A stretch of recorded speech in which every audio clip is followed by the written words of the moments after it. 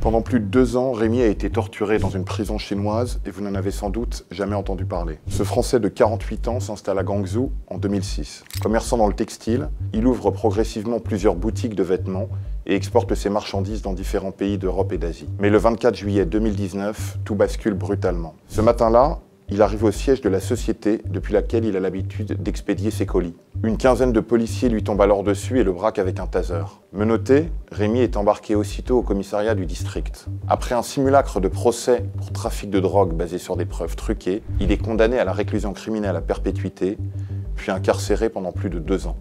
Finalement acquitté, il ressort de prison avec de nombreux stigmates de blessures non soignées. Une fracture du nez qui le fait moucher du sang chaque matin, une autre de la main qui provoque des craquements à chaque mouvement du poignet, et d'autres encore de la mâchoire, responsable de la perte de 5 dents. Et surtout, Rémi souffre d'un très lourd stress post-traumatique lié aux actes de barbarie et de torture subis en Chine. J'ai enquêté sur la détention de Rémi et j'ai découvert l'enfer des geôles chinoises. Mais ce témoignage met aussi gravement en cause les autorités diplomatiques françaises, pourtant tenues à la protection de leurs ressortissants.